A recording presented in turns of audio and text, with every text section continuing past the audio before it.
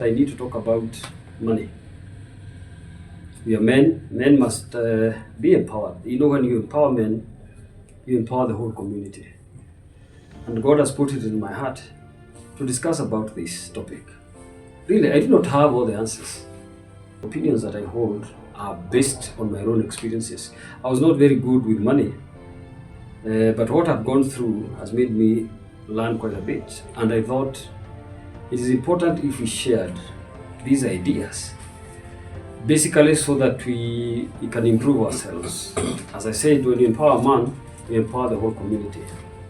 We look at two point of views or world views. One is the biblical perspective of money, which will come later, and of course the secular opinion or perspective or world view regarding money. Just a few clues and tidbits. When we share, then we can be able to put some of the stresses that we encounter as brethren in the Lord. How to respect money. Now, the word respect here, I'm using it deliberately.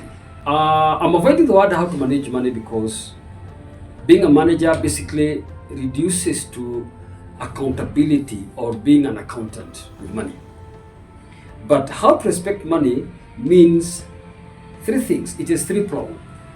One, it makes you a good manager of money, somebody who is accountable. Two, it makes you an investor. And three, it makes you a good saver. And before we can go on, I think it would be worthwhile to consider the principles of money. One principle of money is before you spend money, earn. Principle number two, live below means. Again, the word below is very deliberate. The cliche is that live within means. Now, when you live within means, you are able to earn, pay your bills, okay, electricity, bills here and there, school fees, rent, food, and then you are done. Nothing remains. But when you live below means, then you become a saver because you have something left over. And by the way, the principles I'm giving, I'm not going to give all of them because most of these principles are found in my book entitled What the Youth Should Know. I've delegated a whole chapter on money. So you can consider that when you do your next planning to purchase the book. It is in my book. So principle number three, always go for discounts, including airtime. The millennials, the Gen Zs, and now the Alpha say, you're using a particular line, it's cheaper. This guy is broke. That's why he's using this line. Something they don't understand is if you want to become rich, always go for discounts. Billionaires become rich by saving. When you go for discounts, what you get as a discount, you save it or you add it to your retirement kitty or your holiday kitty. Okay? It is for you to invest somewhere or buy something. Principle number 4, always go for cheap loans. And by this I mean you must shop for a bank that gives you better conditions for a loan. Others would prefer a circle society, a building circle, maybe between 8%. There were years when in Kenya, circles would give you up to 3% reducing balance. If you look at teachers and the policemen and nurses, sometimes, not that they have a lot of salary, but they're able to do a lot because they are able to go for cheaper loans in their circle societies. While other banks are giving cheaper loans. So what you need to do is to consider to go for a bank, shop for a bank that will give you a cheaper loan. It doesn't make sense to go for a loan that is through the roof because after all, it is akin to you penalizing yourself with your own money. I would also advise countries in Africa to do the same. Go for cheaper loans. Sometimes they go to the World Bank, IMF, they go for very hefty loans with a lot of interest and this drains the countries. Avoid the Shylock at all costs.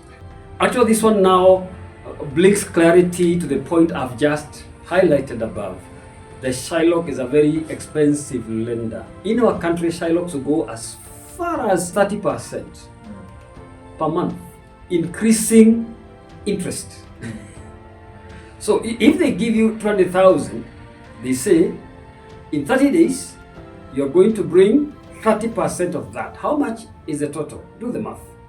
Then if you delay, remember they've taken your collateral. They'll ask you to now make it double, 60% for the other month. If you're not careful, the collateral you have given 4 months down the line, if the business is not doing well or if things go south, they'll take your collateral. I've seen people whoop, others cry, others slump into depression, others going to graves. Principle number 6. When you go for a bank, consider 5 things. Point number 1 you need to consider is what we call the principal amount that you're borrowing. And the word consider here is very deliberate. You don't just get a loan because it's available. So if you're looking for 100,000, that's the principal amount. Okay, consider that. Point number 2 is always consider interest. Number 3, consider the loan processing fee. People forget that. Why is that important? Assuming you want 100,000 to invest, all right? Okay. And the bank, you've gone to the bank and applied for 100,000. Remember, when you get that money from the bank, it will not be 100,000 because there's a loan. First of all, the loan processing fee. So number 4, consider third-party charges or costs. Can I tell you which are these? Okay, yes, the manager will ask you to bring a photocopy of the ID. You need to tabulate that one. Okay. You traveled from home to the bank. You need to tabulate that one. You did a photocopy, tabulate that one. Then also consider the ATM or bank teller transaction fee. So what happens is that you will not get 100,000. The other one is what we call the hidden charges. Hidden charges. Yes. What I've seen people do is that, especially men, when they get a loan, they're excited. So they say the first thing they'll do is to go and take that money. First of all, it is not an income. Another one would be foolish enough before he invests. He'll ask for friends to come, where are you going to come? We have lunch. So now that one again reduces the amount of money they needed for investment. Okay? So what did I say there?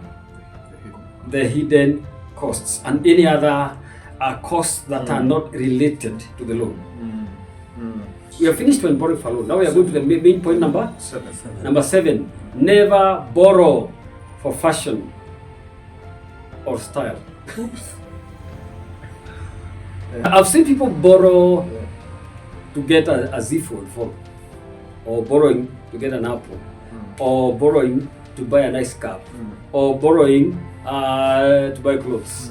It becomes foolhardy because these are things, the reason why it is foolhardy is because these things depreciate very fast. Number 2, they keep changing at a very fast rate. If your phone is the latest, 2 weeks down the line, it's now an old phone. You're actually hiding it in your pocket because another one has just come out.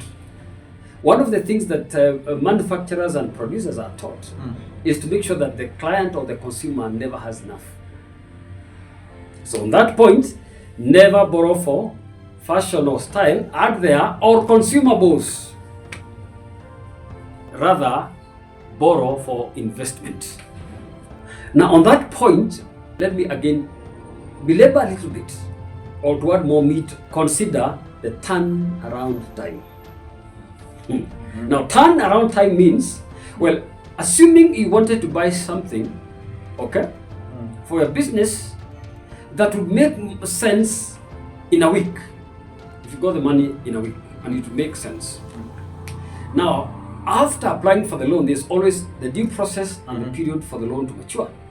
And then you only realize later or immediately that the loan will mature in a month. So what you need to do as a sharp individual is to turn down the offer of a loan. Even if it came out, go back to the manager and tell him, I'm sorry, I don't need this loan. So what will happen to you? You'll save yourself because the interest will be very small because you didn't withdraw that money. But many people are tempted to withdraw. Nonetheless, when the turnaround time does not make sense in the investment, because you are taking the loan outside the window of tenability. So it comes, it's not helping because again, the investment has expired, quote unquote. So you'll end up now using that money without a clue or without an idea. So you'll penalize yourself for a loan that you do not need. Somebody will be tempted to take it and call people for goat eating ceremony.